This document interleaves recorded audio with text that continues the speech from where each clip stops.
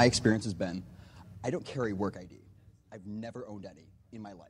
I refuse to carry it, as a matter of fact, because I don't need it. I don't want people knowing my last name. I don't want them knowing my H code. The Ameritech is our local exchange carrier for those of you out of town. My H code is my tech ID number is H94932. But I never need that. I've never needed that information one time. I don't work directly for Ameritech, so I don't have ID. However, I routinely walk into businesses. Anyone here manage network? Okay, we got some network admins. Good. Okay, so when I walk into your office and go, hi, I'm the phone guy. You got a problem up on the third floor. One of your users is complaining about their voicemail. I'm going to take a look at it. You're probably going to let me in, no questions asked. I look like it, and I didn't even know there's a problem. Kick ass. I don't have to deal with them. Right on. Typically, network admins don't care what I do. They don't care at all because I'm not touching their equipment. Or I'm fixing their equipment. If you have an Adtran TA850, it breaks out a T1 into like distinct 64K channels. I configure those. It's just a boring piece of white box on the wall. But nobody IDs you. Nobody ever asks for ID from the phone guy. Why not? Because people are stupid. Okay, 2 weeks ago, I got this haircut new.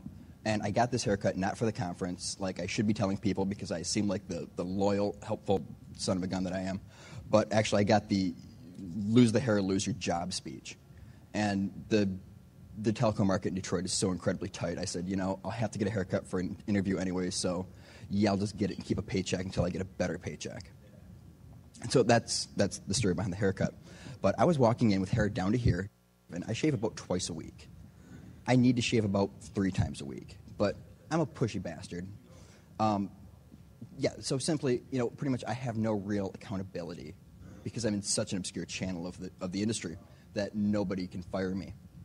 And I work really, really cheap. Yeah, I do. I'm 65% of what the ILEC charges. And I work twice as well because, well, I'm not smoking crack.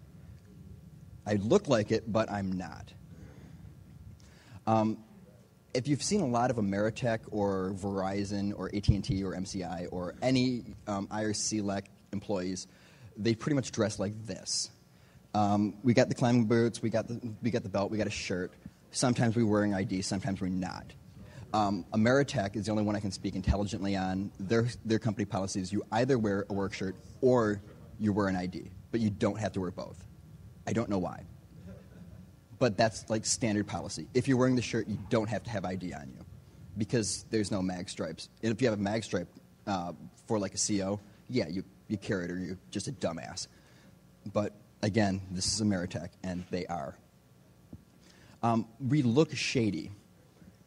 There's a type of personality that's attracted to this industry, and it's not a smart one. I crawl through ceilings. I've fallen 40 feet. I've lost probably 3 liters of blood on customer equipment. It happens. This isn't the smartest group of people. This is the group of people who heal fast. And because we don't like to deal with people, anything I say can be really, really obscure deliberately. Yeah, okay, here's the problem. Your DS1's down, and we're working on the problem right now. It looks like your TA850 is misconfigured. I'm going to take a look at that out at the CO. It could be a number of things. I'm just going to be up in the ceiling taking a nap for about 45 minutes. I don't verbalize that last part, but okay, I'll admit it. I have fallen asleep on customer sites, and then I've subsequently billed them. Yes, I have. Well, it didn't go to me. I don't get a commission, but yeah, this is a customer who said, yeah, I need 1 phone line dropped 12 feet. They needed 12 phone lines dropped 400 feet. So my 30-minute expectation, and this was like the 1 week in my life where I had a tight schedule, I had to call 5 customers and say, yeah, I'm sorry, I can't work as fast as you'd like me to, so I have to reschedule you for next week. And I don't like being yelled at by customers because, well, I don't like customers. I don't want to deal with human beings. None of us do. So anyways, back on topic, you're used to weird people coming up to your building and saying, "Hi, I'm here to fix stuff. I got a work order that makes no sense to you." Well, we got stuff. Now, typically what happens is I'll walk into a building I've never been in, and let's call it a one-story office building. It's a standalone building. It's not a strip mall or anything. I walk in and go, "Hi, I'm the phone guy." 50% of the time they say, "Well, what do you want?" And I say, "Is something broken?" "I don't think so." "Can I look?" "Sure." Okay, that's very, very bad. That's kind of like saying, "Hi, you might have bad charges on your credit card. Can I have the number and I'll check for you?" I can do sick and wrong things to your phone lines. I could do things that scare the Amish. I scare Romanian children. They tell tales about my work. Most of my job description is covered by the FCC. They have very strict, very bizarre policies on what you can and cannot touch. Hypothetically speaking, I violate that about twice a week because you can touch the wires on this side of the block. However, 1/4 of an inch to the left, you can't. Well, if I see the physical problem, I'm not waiting 3 weeks for HICAP to provision someone out to move a wire. I'm simply just going to fix it because, well, not because I'm diligent, not because I'm thorough. It's because I don't want to have to come back. So now that you know who you're talking to, when the Ameritech guy comes to, or whoever your local phone company is, when they come in and they say, "Hi, I'm here to fix stuff," first of all, ask them what. Then verify if it's broken. A lot of times, I have gone in places where they have installed the wrong type of circuit, the circuit to the wrong building. I once had one where they left the line. Somehow the order actually got passed through and completed. You know those little green boxes on the side of your lawn that you have to use the weed whacker to cut the grass around, the cross-connect cans? It was 3 cans away, but it was a completed order. That's common. Now, in that case, it's completely against the law for me to touch it, and I like it that way because I don't have to figure out where the hell they are. So what I do is I say, "Yeah, there's nothing at the network interface. Find it. Tag it is my best one. Yeah, okay, I'm sure it's there. Put a tag on it for me." And eventually they bring it in the building and claim it was there all the time, and, well, my shit's there and it's all good. Number 2, ask for ID. You'd be amazed how many places I have. I've been doing my job for 4 years. I have got 3 locations that consistently ask me for identification. One of them is an actually secured site. They do record and data storage. They require me to give them my driver's license. They compare it to me. They give me a visitor badge that requires escort. They never ask me to be escorted, but the badge thinks it is, so it's all good. The other 2 are, one of them is a building downtown Detroit.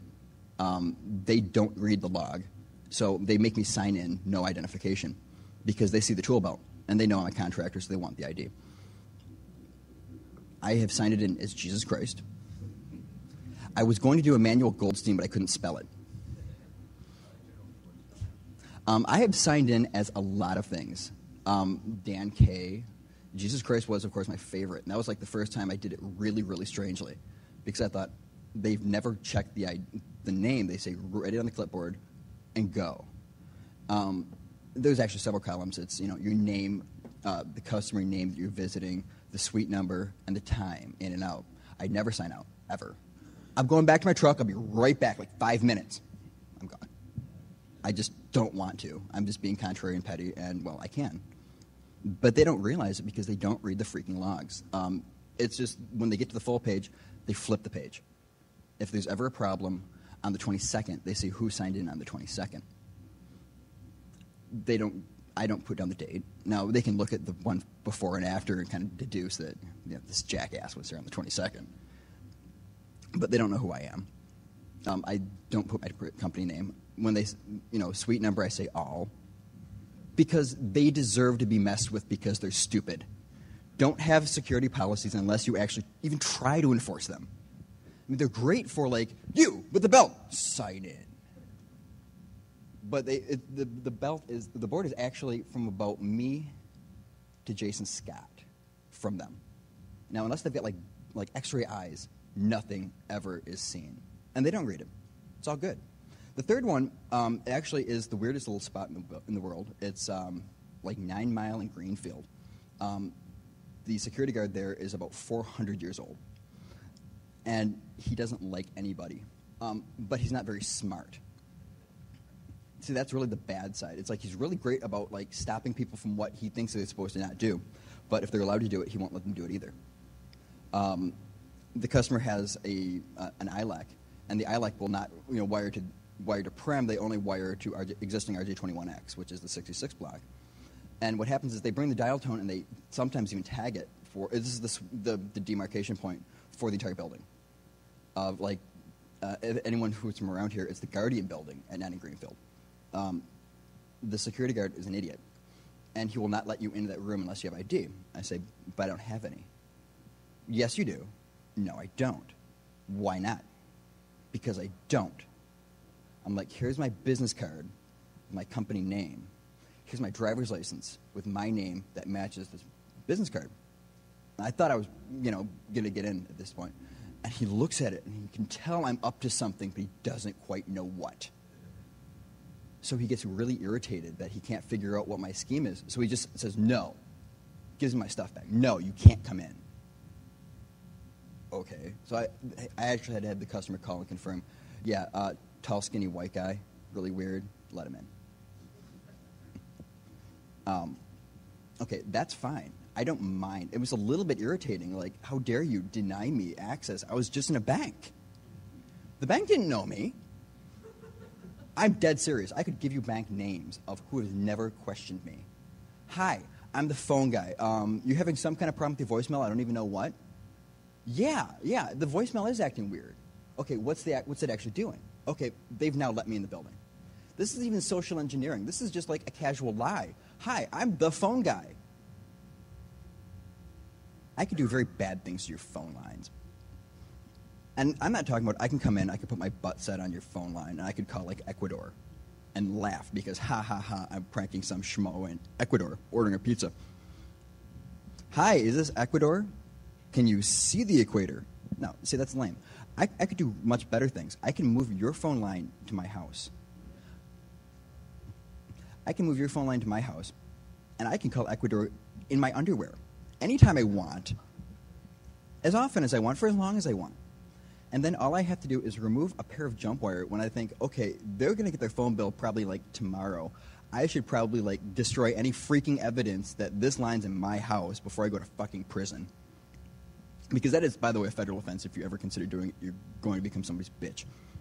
Because, the murderers and rapists do not respect, stole a phone call. If you're not somebody's bitch, you ought to be, just for saying that. Lie about what you're in prison for if it's for phone fraud.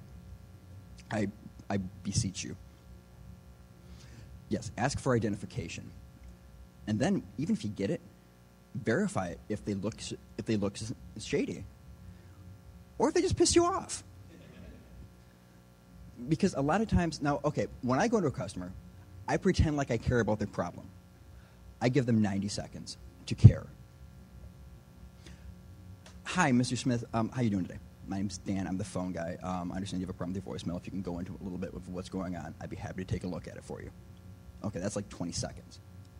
Then they talk. They tell me what the actual problem is. By the end, they actually tell me what's really going on versus what they imagine and are sure is the problem. Typically, the data network is down because their Ameritech voicemail is acting funny. Yeah, these are the two things I have the least about with each other, and I do get that a lot. Any people working in the data maintenance understand that customers, they need you for a reason because they don't know what they're talking about. And that's cool. I'm down with that. I prefer customers not knowing what I do for a living because it keeps me employed. If everyone knew how to do my job, I would be flipping burgers right now. This would be like BurgerCom because I have that kind of power. Yeah. Okay, but A lot of times, I kind of have a problem with Ameritech technicians. I know about 3 that I really respect. I know about 40. And the problem is that most of them are idiots. They have really poor training, and that's company, unfortunately. It's not the people's fault that the company won't train them. They pretty much say, yeah, we gave you like a week's worth of training on standard, nothing's weird in this equation situations. Figure it out. Well, okay, I'm not supposed to repair DS1s. Well, figure it out. It's just, 20. It's just jumpware. Fix it. Make it work. That happens a lot. A lot of time of problems that you'll suddenly have. There was nothing wrong, but your entire neighborhood doesn't have a phone line, and there was no backhoe in the area. Is that somebody didn't know you can't cut the wires, or Paul Timmons, in fact, did get a squirrel in a jar of peanut butter in a cross-connect box. Anyone who knows Paul understands that joke. He's never done it to my knowledge, but he threatened to do it to me once, and I almost wet myself laughing because it was just so damn funny. Well, because he can figure out where my cross-connect is. I mean, I know where it is. I actually found it before I found my apartment where I'm living now. I'm like, oh, there's my CO. I live 3 blocks from the CO. It's on a corner. You can't miss it. I give it as a landmark. Okay, you go down when you get to Mac. There's an Ameritech building on your left, on your right. Turn left. And well, all my friends are phone geeks, so they're like, "What silly code is that?" I'm proud to say I don't know. It makes me feel good about myself that I don't know something that useless. But yeah, I refer to Ameritech technicians as pretty much meat things, meat bags, and train chimps. Now, that's not accurate because, well, you can train chimps to do a better job. Their verbal skills will be lacking, I admit. They'll be on par with Ameritech. There'll be even distribution at that point. However, they would be able to crawl rafters quicker, easier, without complaining. And they'd be more pleasant, and they only throw half as much feces. I have had to clean up more Ameritech nonsense messes just because they don't know what the hell they're doing than I care to admit to. And it happens. I make mistakes. I'm a human being. Believe it or not, the phone guy actually is human. It's a rumor. But most of us don't act like we're human. It's a very dirty job. It's very disgusting. It's very thankless. I'll be in your ceiling for 45 minutes, crawling through like 500 years worth of dust. Actually, I have crawled through asbestos dust that had been there minimum of 100 years. Detroit houses the 3rd largest number of pre-depression buildings in the United States. I'm in their crawl spaces. There's a reason why I weigh 165 pounds and I'm 6 foot tall. It's because if I gain any weight, I can't work. If I can't get my head and shoulders into it, I can't pull cable through it. My boss is overweight, which is why I'm the poor schlub who falls 40 feet when all of a sudden there's no more support underneath you. And it hurts a lot. You don't get the rest of the day off, by the way, at my company. The phrase, "suck it up, you're not bleeding," was uttered. He was a drill sergeant, and it shows. But yeah, you get somebody who comes in, and they're just a complete cock knocker. Yeah. Okay. You got some kind of problem here. According to my order, I'm supposed to just test this out. No, that's not what we said when we made the trouble ticket. In actuality, what we're supposed to do is, I've got no dial tone. I need you to fix it, and while you're here, I need you to actually bring it to the demarc, not leave it hanging on the ceiling. Yeah, well, actually, as recently as last week, had somebody take the line, the pair off of the demarc, pull the cable back. It was like a Cat 3 coming in. It was for their DSL and their fax line. They beanied it. Again, this is a DSL. They beanied it to an existing Cat 5 cable that was run up through the ceiling. They terminated the Cat 5 early, and they left the DSL router plugged in the ceiling because that's where the Cat 5 went. Now, never mind that I had a 25 pair running to the extended demarc. It was labeled to extended demarc, room 25. It was like the 1 in 30 that I actually label. I never label things because, well, who the hell needs to know that? It's obvious. It's 25 pairs going to the front. Think about it. Okay, well, thinking about it and reading the freaking, anyone know the phrase RTFM? Read the fucking manual. It's applicable in many cases in my job, and no one does it. If you have someone who's coming in as a cock knocker, even if they're wearing the shirt, they're wearing the belt, they got the truck with a flashing yellow light, they have ID, you can verify it. It's absolutely, you're right. I'm sorry, before I let you in, I need to have your identification. I want to confirm your identity. You go, you start downloading porn off Kazaa. You get on game for about 10 minutes, and you pick up the phone. There might be an 800 number, I don't know. And you call and go, yeah, I got this guy, and he's here. I want to confirm his identity. And it takes about 5 minutes to figure out who the hell this is. Actually, if you scan it and then go to Kinko's, you can get a really, really nice print. I had an instructor once who, what he did was, he was retiring and going in as a private contractor, and they were taking away his badge because he's the contractor now. He's not like staff, so he only got the contractor badge, and that only let him into like part of the building. Well, so what he did was he went to Kinko's and he did a color photocopy of his badge, and he laminated it, and everybody knew he retired, and they're like, "Dude, you're still here?" Yeah. And he just went in, and whenever somebody else would like swipe their card, he would just walk in after them. Yeah, not checking ID is pretty rampant. Now, that was actually fairly slick. I mean, everyone knew the guy personally. And he was doing it as a joke. He wasn't, like, stealing proprietary information. He wasn't a bad guy. In fact, he was a great teacher. He knew more about ADTSC than I ever care to know. But, yeah, check an ID. And you're allowed to make their lives hell. It is your God-given right to make their lives a nightmarish, living, breathing hell because you're the customer. And they do it to me every day. And you should. But, again, the way I'm dressed right now, any one of you would say, oh, yeah, you can fix stuff. And once you're in the building, see, the phone guy doesn't exist. I don't have a name. I don't have an identity. I'm the phone guy. I haven't had privilege of person in 4 years. Which is nice because I like the anonymity. I like being the shadowy man who just magically fixes stuff. I refer to my repairs in my paperwork as FM. Anyone know the phrase FM? Yes, exactly. It's fucking magic. How'd you fix it? It was working. It wasn't working before. I plugged in my tester. It suddenly started. It came to life. I can't find what was causing the problem. It's fucking magic. Now, with the customer, you make up what happened. You're like, I'm not 100% sure. I think it was like a loose wire at the DMARC. I just re-terminated. That probably will clear up.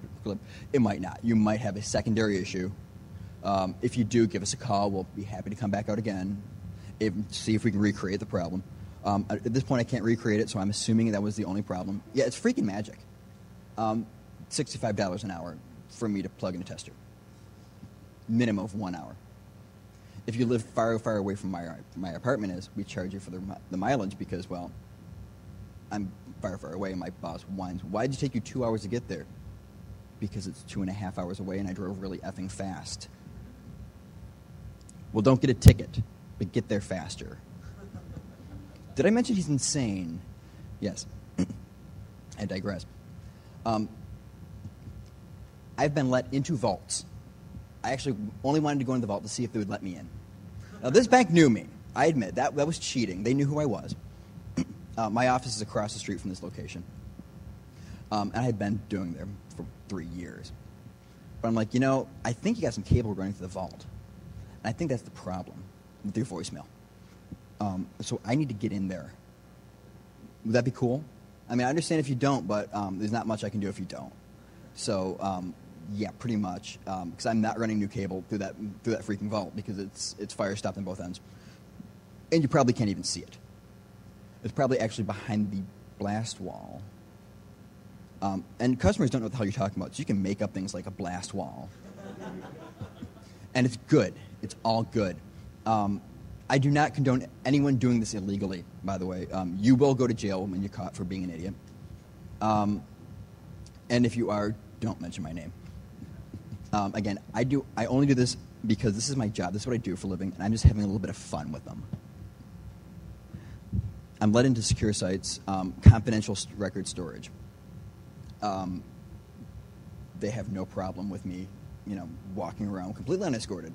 My hair was down to here, and I looked like I was smoking dope all morning. Sure, go on to the record room. It's all good. Let's see, who else let me in? One time, I was trying to configure a voice over IP facet for a fairly large copy manufacturer. They make photocopies, and it wasn't Xerox. And their T1, they couldn't do the voice over IP over this dedicated circuit. And so I'm configuring it, and I said, okay, here's what I need. I need you to give me your server password and username. I need your admin account because it will not take changes as a guest. I can't make this configuration. And it was true. So without question, I'd never met this guy. I still had yet to meet him. He was at the other location. He's like, well, I can just tell that and log it in. I'm like, well, I have to keep rebooting the machine every time I make an attempt. And I predict about 12 because I don't know what the hell I'm doing, basically. You've got this third-party application you want me to configure. You bought it. I don't know it. You don't have a tech for it. I'm the best you got. Okay, well, this is my password. He says, I can just change it after you leave, right? Yes. Yes, you can. Now, I admit I did not backdoor it. I thought about it. I stood there with my fingers poised over the keyboard thinking, do I really want to own someplace who sells multi-$1,000 copiers? I don't really have anything I need to copy, though. I'm not about greed. I'm really not. I'm very strange. I'm not financially oriented, which is why I'm poor. But, I'm cool with it. My creditors are pretty pissed. But fuck them. But it's all good. But I do things because I'm curious. I like to explore. I love these buildings that are 100 years old because, you get this glorious architecture that's been, covered up by, a false ceiling. You get to see this, this beautiful, stone arch, that's dude, you should gut your building and, paint it. Water seal this. This is godlike. No, the ceiling looks nice. Yes, we do use that word in this industry. Is, in fact, an affirmative response. Jason, are you awake? I know you can sleep with your eyes open. I've seen it before. It's glorious. Yeah. Don't give the phone guy your server password. You deserve every bad thing he does to you if you do it. I promise you. I only personally know one technician that I would trust with my voice and data applications at the same time. For voice over IP. And it's not Paul Timmons. Paul's my boy, but he doesn't configure Cisco every stinking day. Ben Mason is the only person I would trust for telephony and for data. And I wouldn't trust me, quite frankly, because I'm a butcher. I do bad things to computers. I admit it. I'm a freaker who hacks, not a hacker who freaks. But, to each his own. But the reality is that the phone guy is untrained at all. Anyone here have DSL? All right. When they installed your DSL, did they seem like the village idiot? Did they seem to identify what a computer was, or did they actually have a written checklist of what to do step by step? Like the complete and utter idiot's guide to installing a DSL line. Bring in phone number. Put on jack. Put on filters. Plug in unit. Power on. Do loopback test. I've seen a lot of bizarre DSL things. Typically we have this DSL line, it's also our fax machine. And it's not filtered. And you have problems, you say. Have you tried a DSL filter? Yeah, but it kept falling out of the wall. And I care why. Buy a new one.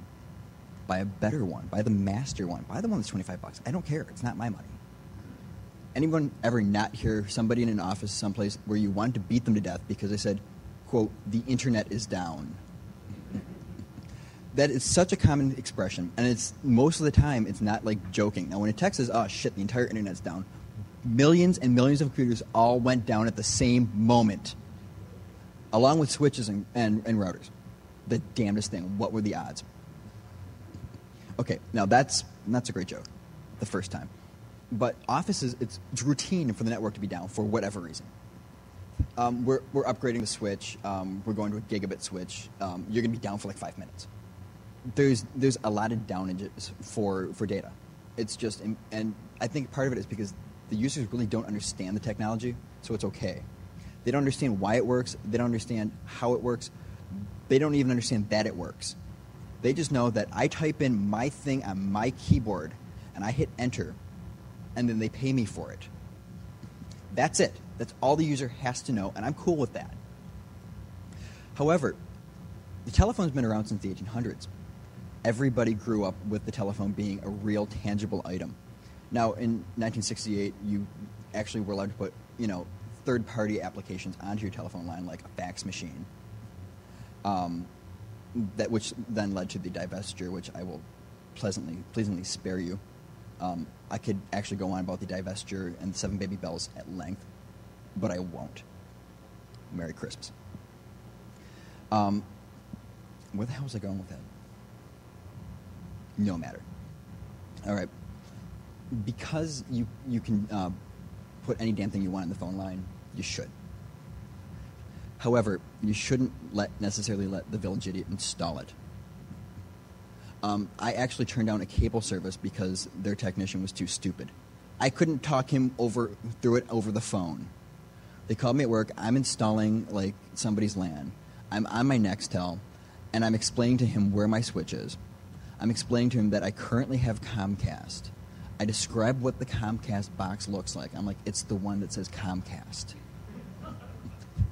It's black. There are 6 green lights on it. The first 3 are solid green.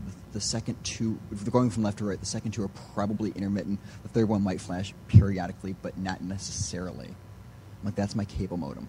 The back of that is my cable. You take that box off and put your box on, and take the other end of that wire and put it from Comcast's little green box to your little green box. That's what I want you to do. Well, we have these policies and procedures, and we have to go through the checklist. Okay, here's the deal. You're going to do that, and you're going to do it right now. Well, we have these. One of the policies was the switch the router had to be in the same room as a computer. Well, I didn't have a computer in my living room, I'm sorry to say. When I had to call Wide Open West, I shouldn't give them an anti-plug like this, but the hell with them. I called them back. I said, okay, here's what I need you to do. I need you to send me somebody who's heard of, I don't even care if they have certifications. I want someone who's heard of Bixby standards. Bixby is, do you know what the IEEE is? Okay. It's like the phone guy version of that. They have their own independent, incredibly expensive to test out certifications that says, yes, I can wire stuff. I have 2 Bixby points. 2. I'm an Allentel certified Cat 5e installer. I can punch down a wire onto a jack. I didn't actually have to show up for the training. It was held at Gray Bar. I showed up for lunch and to pick up some Cat 5. And I showed up at the end, and he's like, how'd you like the lecture? I'm like, it was good. What's your name? I told him. And I had a little piece of paper. I framed it. It's in my office. It's really, really cheesy. It's next to my brain bench certification, which my boss was impressed with. Going back to he's insane. Yeah. For the most part, when you do voice over IP, you have 2 people. You have the telephony guy, a guy like me, who hopefully has heard of a computer and possibly even touched one once. And then you have the data guy, who can tell you what your subnet mask is while drunk, blindfolded, and being beaten with batons. He can calculate bizarre equations, mystically. I have the greatest respect for data guys because I don't understand half of it. I mean, I understand the protocols. I understand the amount of electricity. I can run your cable, but I don't understand what you're doing anything beyond, pretty much anything that involves, more than, 3 seconds worth of intelligent thought. If I have the epiphany in the shower of, holy crap, I got to put the card in the machine. Okay, cool. Beyond that, no. I shouldn't configure your network, and I routinely do it. It's just because everyone else there is stupid, or stupider than I am, which, is not hard to do. I'm not the dumbest person in the world. I'm sure by far not the smartest. But, okay, you have these two groups of people, and they don't like each other. Typically, data people have no respect for the phone guy because, dude, you're doing analog tip and ring. You are so freaking lame. Yeah, why don't you go climb a pole, tough guy? And then the telephony people typically look at the data guy as like, this arrogant little 22-year-old snot who has no idea what the hell he's talking about. Because, well, we typically have no idea what the hell he's talking about, so obviously it's not our fault. Damn it, we're the phone guy. We are gods. Okay, now these two people have to configure the same piece of equipment to work. That's why voice over IP doesn't work. That's why everyone doesn't have voice over IP in their house. Is because people who hate each other have to have lunch and talk about what the hell they're doing. And even if you get it installed somewhat, something goes wrong eventually. Everything goes wrong eventually. It's the law of the universe. You can have, like, the world's greatest switch, the world's best fiber optic connection, and sooner or later, a squirrel's going to chew through your DS1. Why? Because that would suck. But it happens. In that case, it's no big deal. Okay, well, we don't have green lights in the smart jack. Call a phone company. Make them fix it. When your internal communications don't work, what happens is, okay, I'm actually certified to install the Nortel BCM, the Business Communication Manager. It's the world's worst IP telephony system on the planet. You know it well. I'm like the only non-Ameritech guy in the state who's certified to do it, and it doesn't work. I mean, it does kinda. Like, hey baby, come here often, kinda works.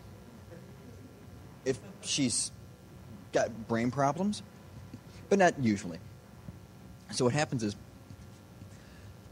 okay, so my quality of I get a lot of latency issues, and you start getting echo.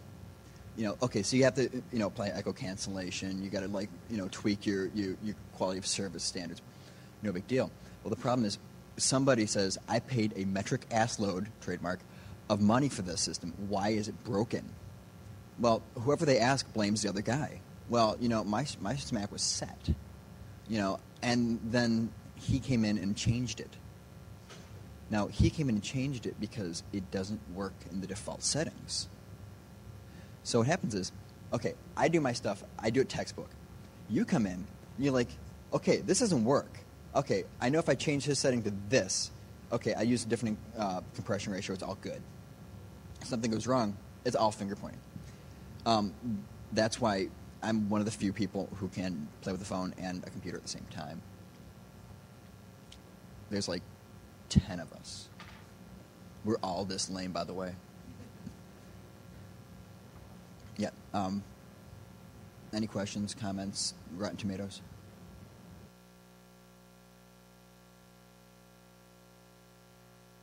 Those attending Notacon, thank you for your money. Suck my nuts.